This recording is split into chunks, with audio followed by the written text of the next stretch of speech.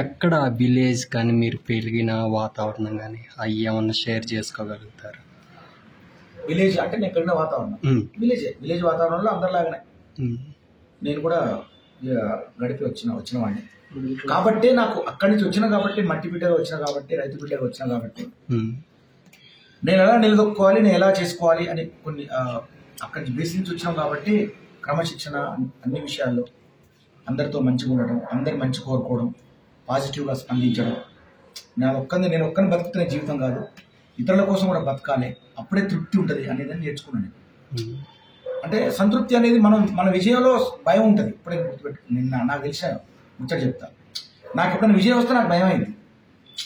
ఈ విజయం అసలు ఇది మళ్ళీ నెక్స్ట్ అపజయం కూడా కావచ్చు, మళ్ళీ డిసప్పాయింట్ అవుతారేమో అని చెప్పి భయపడతాం. కానీ ఒకరికి మనం తోడ్పడ్డప్పుడు, ఒక సహాయం చేసినప్పుడు దాంట్లో అపజయాలంటూ ఉండవు. ఎప్పుడు విజయంలోనే ఉంటామని నేను గమనించిన. అందులో నాకు ఆనందం ఉంది. ఇతరులను మనం ప్రోత్సహించడం ద్వారా ఉన్న సంతృప్తి నా విజయంలో నేను చూడలేదు. సో అది నాకు ఈ మధ్యకాలం కూడా జరిగింది. నేను బిగ్ బాస్లో ఉన్నప్పుడు కూడా అలాగే అందరితో అలాగే కోరుకున్నా. మీ అందరితో బాగుందామని వచ్చిన, పాట పాడదామని వచ్చిన, మీ ఆటలకు వంత పాడదామని వచ్చిన అనే అన్నాను. మళ్ళీ పాటతో వచ్చినా పాటతోనే పోతాను, పాటతో బయటకు వచ్చినా పాటతోనే పోయినా, పాటతో వచ్చినా పాటతోనే బతుకుతానా, పాటతోనే బతికిస్తా, పాటను బతికిస్తా, పాటతో బతుకుతా. అంటే బిగ్ బాస్ మళ్ళీ రీఎంట్రీ అడిగితే వెళ్తారండి సార్ మీరు? బిగ్ బాస్ మళ్ళీ రీఎంట్రీ అనే ఓటీటీలో వచ్చేది ఏదైతే మీ పేరు వచ్చింది సార్ బయట కావచ్చు, నేను తప్పనట్లేదు. కానీ నేను వెళ్ళడానికి అయితే సుముఖంగా లేను. ఇప్పుడు చాలా నాకు బిగ్ బాస్ ఇచ్చిన ఫేమ్ చాలు. దాంతో ఇప్పుడు నాకు చాలా మంచి రైతు బిడ్డ కోసం మిగతా వాళ్ళందరూ వీడియోలు పెడితే మీరు స్వయంగా కోర్టు దాకా వెళ్ళి హెల్ప్ చేస్తారు. బయట చాలా మంది మీకు దానివల్ల ఇంకా ఫ్యాన్స్ అయ్యారు. మీరు ఎలా ఫీల్ అయ్యారు సార్? మన గుణం అలాంటిది, స్పందించే గుణం మా మిత్రులే తెలుసు. నేను ప్రతిదాని స్వయంగా మీరు ఒక పెద్ద కొడుకు లెక్క వాళ్ళ కుటుంబానికి చాలా ఆదరించారు సార్. వాళ్ళ నాన్న కూడా నాకు మళ్ళీ ఏడుస్తూ ఫోన్ చేసి, అంటే ఏడవడం అంటే ఆనంద బాష్పాలు, మీరు వచ్చారు మా అబ్బాయి కోసం ఎట్లా తీసుకోవాలి ఆయన నాకు ఫోన్ చేసిండు. అయ్యో రుణం ఏముంది ఇందులో, నా బాధ్యత. మిగతా అందరూ వీడియోలు పెట్టేసి వదిలేశారు. జస్ట్ ఎవరైతే సెలబ్రిటీస్ ఉన్నారో మీరు మాత్రం స్వయంగా వెళ్ళడం మమ్మల్ని కూడా చాలా గ్రేట్. ఇంకా స్టేషన్ నుంచి చాలా ఏడుస్తూ బయటకు వచ్చారు. బాగున్నాడు. చాలా సినిమాలు వస్తున్నాయి. ఇప్పుడు నా తరఫున కూడా ఒక సినిమా వచ్చింది.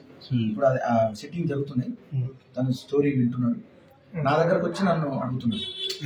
మీరు ఇంత హెల్ప్ చేశారు కాబట్టి మీకు ఆ బాండింగ్ ఉంది. సినిమా హీరో కూడా అడుగుతున్నారు మనకి.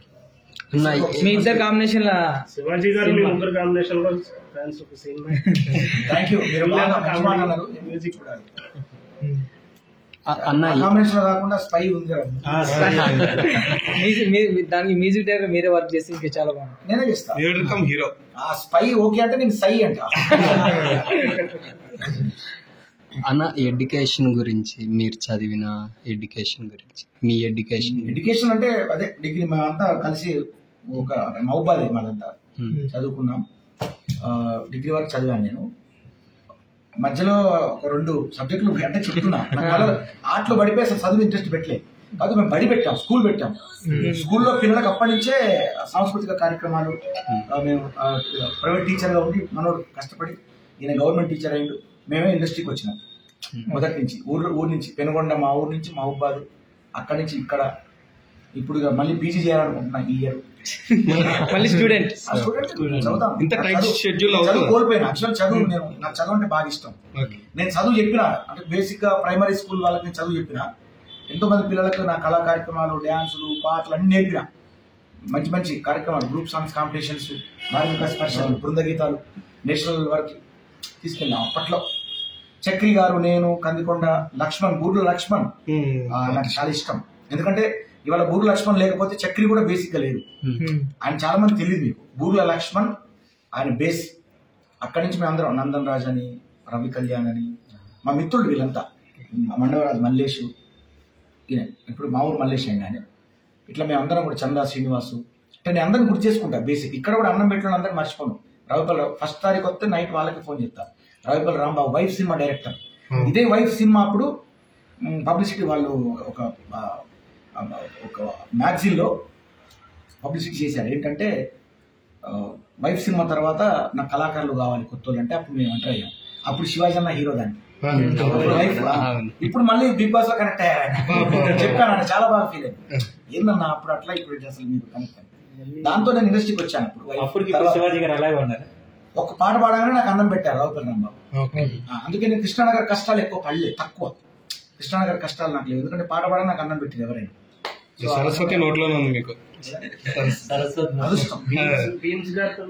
భీమ్స్ రిలేషన్ అంటే భీమ్స్ నాకు ఒక అంటే తమ్ముడు, చిన్నోడు, ఒక స్టూడెంట్ లాంటి నాకు.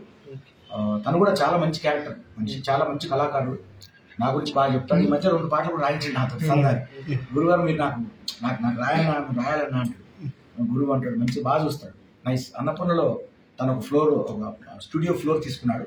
అందులోనే అన్నపూర్ణలో ఉంటున్నాడు తను. తన దగ్గరికి నేను వెళ్తూ ఉండేవాడిని. అక్కడికి వెళ్తూ అలా బిగ్ బాస్ అక్కడ ఏదో పెట్టి ఉంది పోస్టర్, అలా చూస్తూ వెళ్ళేవాడిని. ఆ కన్ను బిగ్ బాస్ కన్ను ఇట్లా చూస్తూ కార్లో వస్తూ చూస్తూ ఈలో వాళ్ళు నాకు పిలిచింది. నేను అదే భీమ్ చెప్పిన, తమ్ముడు నీ దగ్గరకు వస్తానా పోతానా, ఈలో నాకు మీ అన్నపూర్ణ నాకు స్థానం దొరికింది అన్న. చాలా ఆనందపడ్డాడు. ఇది నిజం జరిగింది, ప్రాక్టికల్ ఇది. అంటే తెలంగాణ సంస్కృతిలో ఫోక్ సాంగ్ అనేది చాలా స్పెషల్ కేటగిరీ ఉంది. అది ఏదన్నా పాడినా కూడా వాళ్ళు అంటే ఓన్ చేసుకోవటం కానీ ఆ సంస్కృతి రిలేటెడ్గా ఉంది.